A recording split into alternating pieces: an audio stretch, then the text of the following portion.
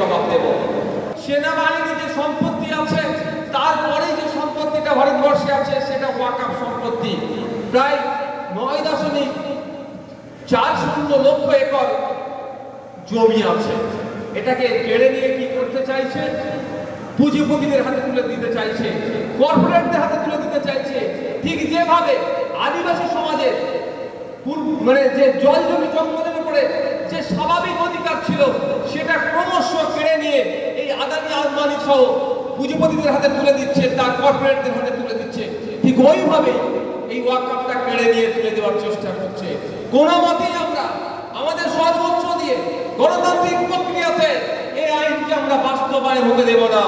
যখন পার্লামেন্টে কোনো মতেই বাস্তবায়ন হতে দেওয়া যায় না, কারণ আমি অন ক্যামেরা বলছি এই অ্যামেন্ডমেন্ট সম্পূর্ণ সংবিধান বিরোধী।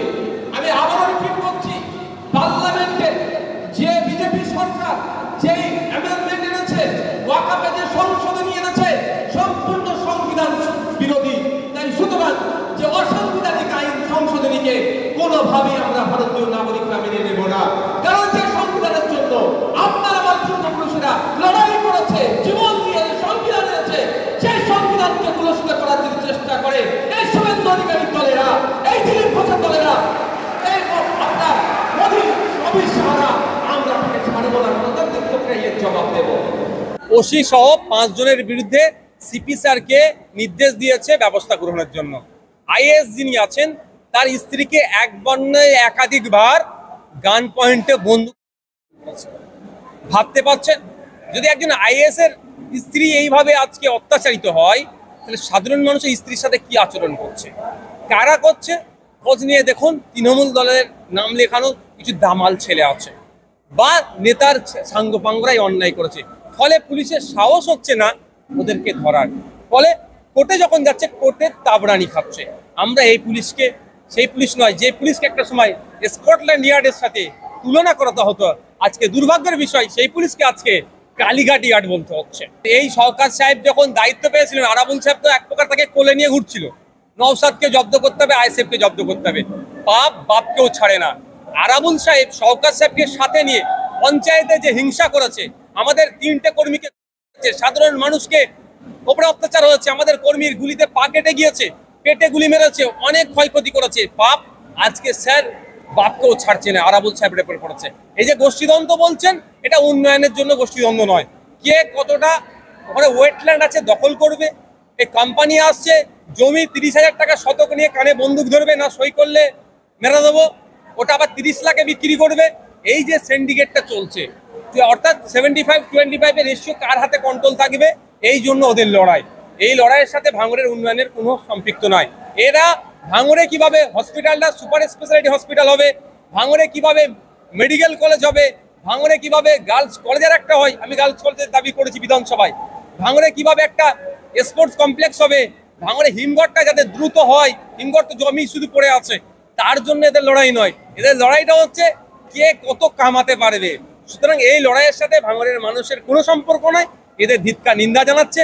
ভাঙড়ের বিধায়ক হিসাবে আমি এতটুকুই চাইবো, ভাঙড় শান্ত থাকুক, কোনো রকম ভাবে হিংসা ভাঙড়ে না ছড়ায়। কে এই ওয়াকফ নিয়ে কথা বলবে? আমি কোড আনকোড বলতে পারি, নাম ধরে ধরে তৃণমূলের নেতাদের, কলকাতার প্রাইম ওয়াকফ প্রপার্টি সেই তৃণমূলের নেতারা তো দখল করে রেখে দিয়েছে। ওরাই আবার ওয়াকফ উদ্ধারের কথা বলছে, ওরাই তো কিনে রেখে দিয়েছে। আপনার এলাকার এমপি মহাশয় কি করেছে খোঁজ নিলে পাওয়া যাবে, আমি এক্ষুনি বলতে পারছি না। তবে আপনার এলাকার এমপি মহাশয় কিন্তু এ বিষয়ে কথা বলবে না, কারণ পিছনে টিউনিং করা আছে তৃণমূলের। আমরা চেয়েছিলাম পার্লামেন্টে আমরা পাঠাবো জঙ্গিপুর থেকে টিউনিং বিহীন এক মানুষকে, আমাদের শাহজাহান সাহেবকে। তবে মানুষ চাইনি, আমরা যেতে পারিনি। তবে বলে রাখছি একটা কথা, ওই বোবা টিউনিং করা লোকের আমাদের প্রয়োজন নাই।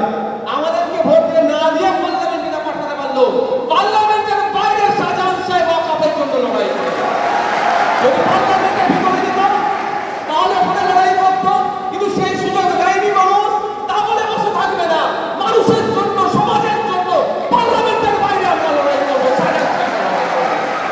আমাকে ভাঙড়ের মানুষ ভোট দিয়ে পার্লামেন্টের বিধানসভায় পাঠিয়েছিল, বিধানসভায় গিয়ে আমি ওয়াকফের জন্য লড়াই করেছি। আমি প্রশ্ন তুলেছি, এখনো উত্তর দিতে পারিনি।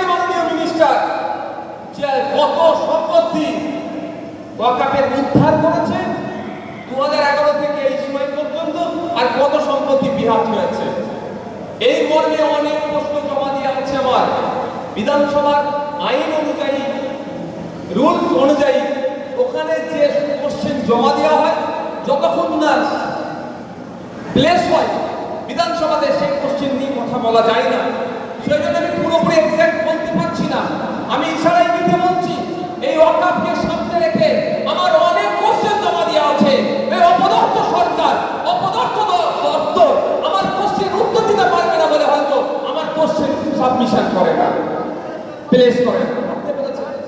এরা দেখে বড় ওয়াকফ নিয়ে লড়াই করবে। তাই বন্ধুগণ, আপনাদের বলবো, যদি ভাবেন তৃণমূল সরকার আছে ওয়াকফের জন্য ওরা লড়াই করে নেবে, তাহলে দিবা স্বপ্ন দেখছেন, জেগে স্বপ্ন দেখছে। আপনার সম্পত্তি আপনাকে লড়াই নিতে হবে। কে তৃণমূল কবে লড়াই করবে না করবে ওই ভেবে বসে থাকলে হবে না। কারণ আমরা দেখেছি যখন সিএনআরসি নিয়ে বিল পাস হয়েছিল পার্লামেন্ট থেকে, তখন মমতা দিদি মহাশয়া ওই টাকা ছিচি করে ছেড়ে দিয়েছিল।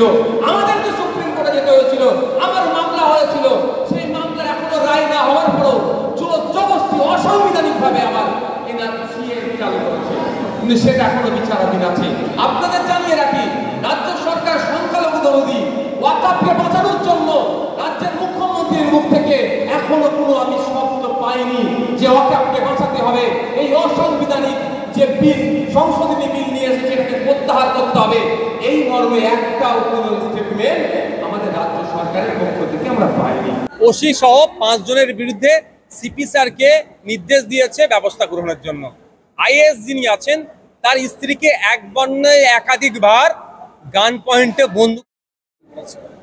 ভাবতে পারছেন, যদি একজন আইএএস এর স্ত্রী এইভাবে আজকে অত্যাচারিত হয়, তাহলে সাধারণ মানুষের স্ত্রীর সাথে কি আচরণ করছে, কারা করছে, খোঁজ নিয়ে দেখুন। তৃণমূল দলের নাম লেখানো কিছু দামাল ছেলে আছে বা নেতার সাঙ্গপাঙ্গরাই অন্যায় করেছে, ফলে পুলিশের সাহস হচ্ছে না ওদেরকে ধরার। ফলে কোর্টে যখন যাচ্ছে, কোর্টের তাবড়ানি খাচ্ছে। আমরা এই পুলিশকে সেই পুলিশ নয় যে পুলিশকে একটা সময় স্কটল্যান্ড ইয়ার্ডের সাথে তুলনা করাতে হতো, আজকে দুর্ভাগ্যের বিষয় সেই পুলিশকে আজকে কালীঘাট ইয়ার্ড বলতে হচ্ছে। এই সরকার সাহেব যখন দায়িত্ব পেয়েছিলেন, আরাবুল সাহেব তো এক প্রকার তাকে কোলে নিয়ে ঘুরছিল। নওশাদকে জব্দ করতে হবে, আইএসএফকে জব্দ করতে হবে, বাপ বাপকেও ছাড়ে না। আরাবুল সাহেব সরকার সাহেবকে সাথে নিয়ে পঞ্চায়েতে যে হিংসা করেছে, আমাদের 3টে কর্মীকে, সাধারণ মানুষকে ওপরে অত্যাচার